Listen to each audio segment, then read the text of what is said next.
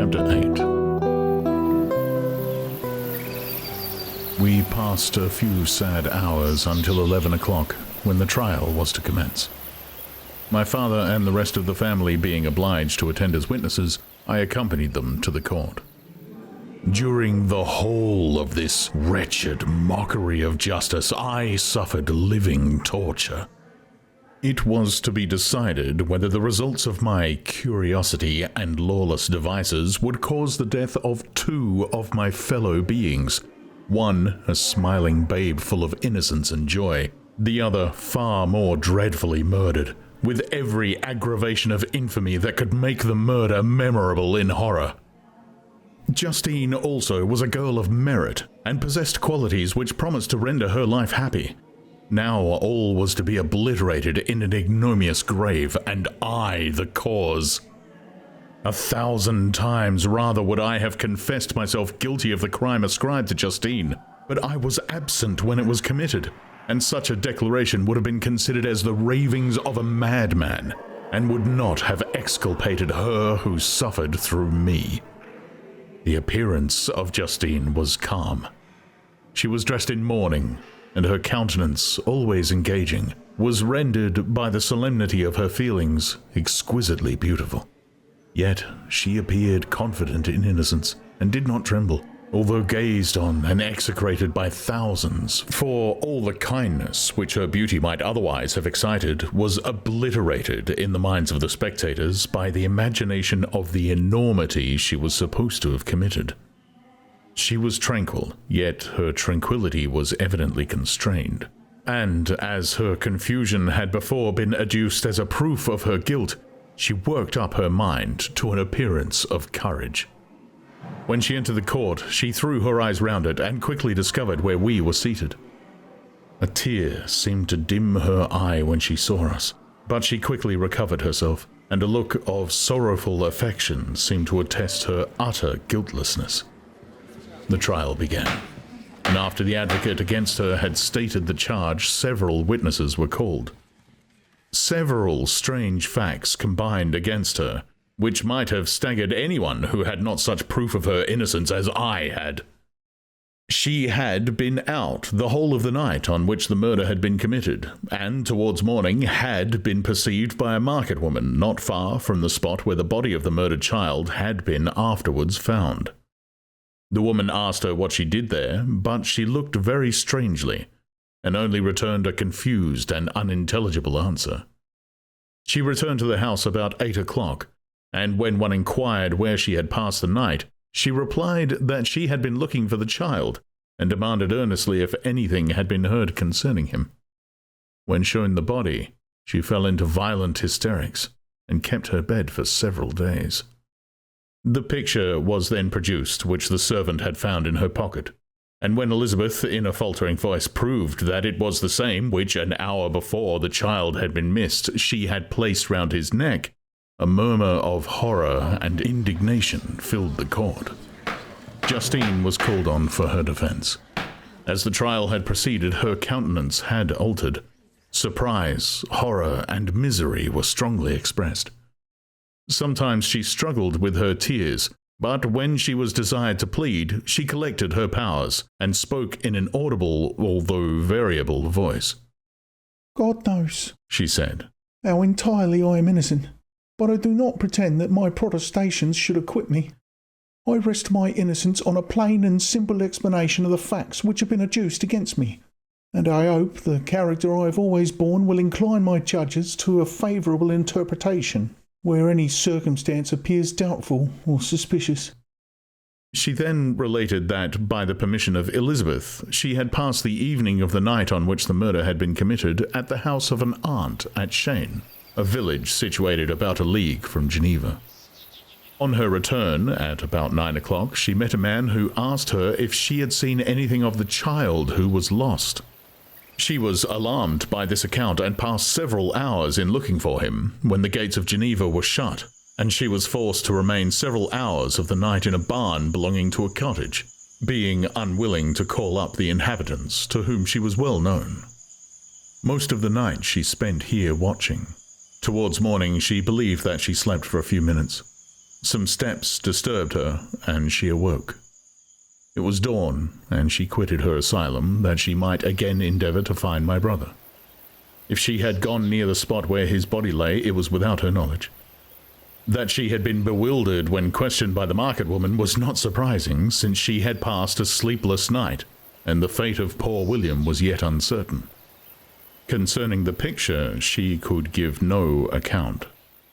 "I know," continued the unhappy victim, "how heavily and fatally this one circumstance weighs against me, but I have no power of explaining it. And when I have expressed my utter ignorance, I am only left to conjecture concerning the probabilities by which it may have been placed in my pocket. But here also I am checked. I believe that I have no enemy on earth, and none surely would have been so wicked as to destroy me wantonly. Did the murderer place it there? I know of no opportunity afforded him for doing, or, if I had, why should he have stolen the jewel to part with it again so soon? I commit my cause to the justice of my judges, yet I see no room for hope.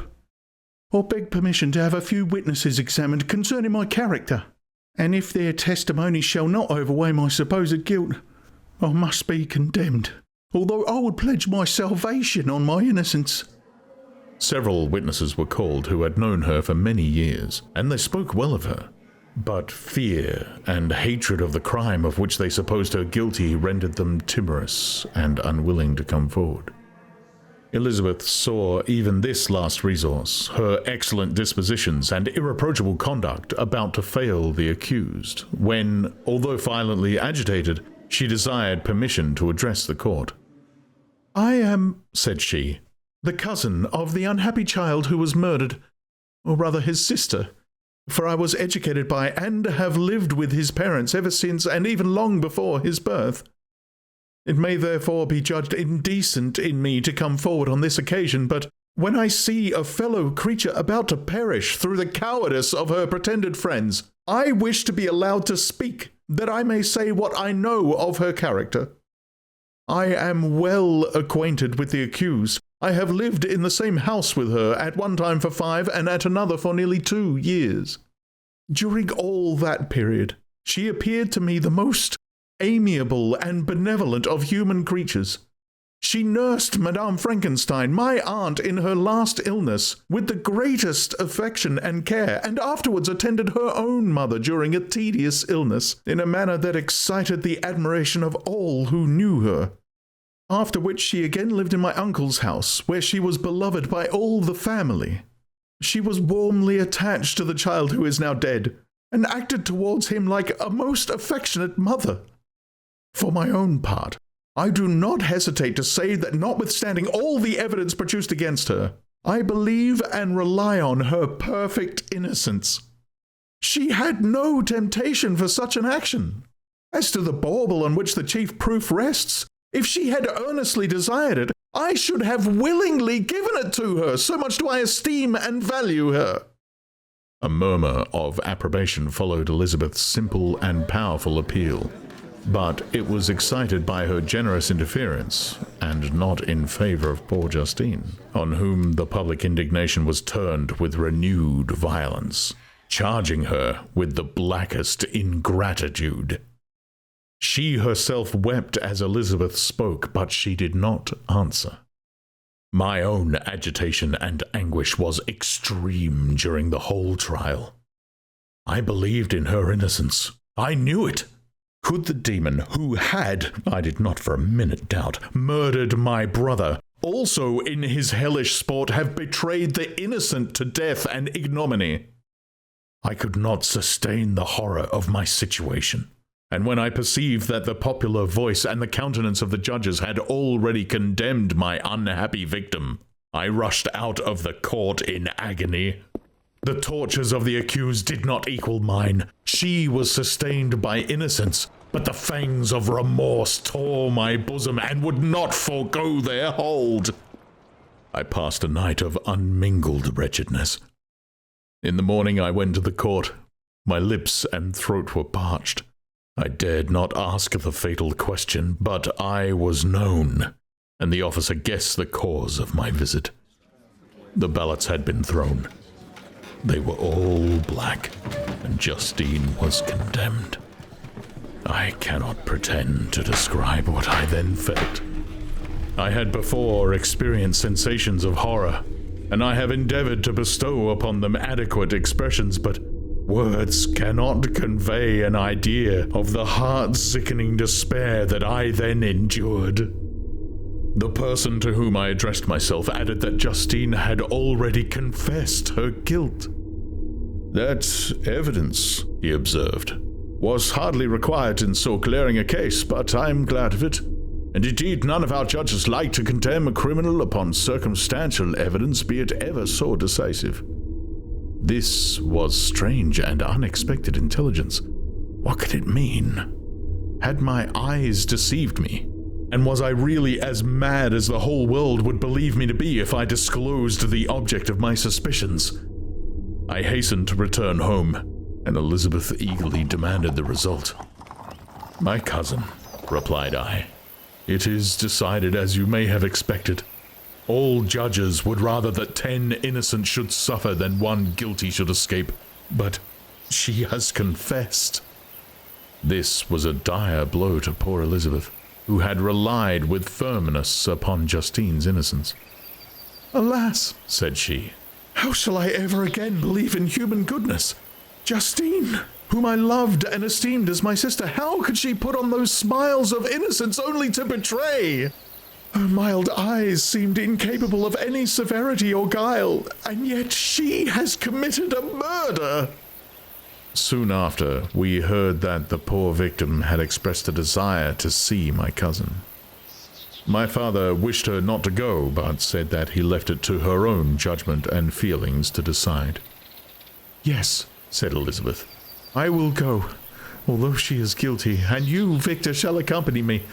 I cannot go alone." The idea of this visit was torture to me, yet I could not refuse.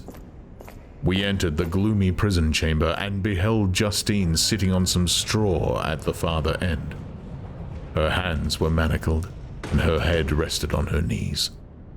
She rose on seeing us enter, and when we were left alone with her, she threw herself at the feet of Elizabeth, weeping bitterly. My cousin wept also. "Oh, Justine," said she, "why did you rob me of my last consolation? I relied on your innocence, and although I was then very wretched, I was not so miserable as I am now. And do you also believe that I am so very, very wicked? Do you also join with my enemies to crush me, to condemn me as a murderer?" Her voice was suffocated with sobs. "Rise, my poor girl," said Elizabeth. "Why do you kneel if you are innocent? I am not one of your enemies. I believed you guiltless, notwithstanding every evidence, until I heard that you yourself declared your guilt. That report, you say, is false, and be assured, dear Justine, that nothing can shake my confidence in you for a moment but your own confession." "I did confess, but I confessed a lie. I confessed that I might obtain absolution, but now that falsehood lies heavier at my heart than all my other sins. The God of heaven forgive me. Ever since I was condemned, my confessor has besieged me. He threatened and menaced until I almost began to think that I was the monster that he said I was. He threatened excommunication and hellfire in my last moments if I continued obdurate. Dear lady, I had none to support me. All looked on me as a wretch doomed to ignominy and perdition. What could I do? In an evil hour, I subscribed to a lie. And now only am I truly miserable." She paused, weeping, and then continued. "I thought with horror, my sweet lady, that you should believe your Justine, whom your blessed aunt had so highly honoured, and whom you loved, was a creature capable of a crime which none but the devil himself could have perpetrated.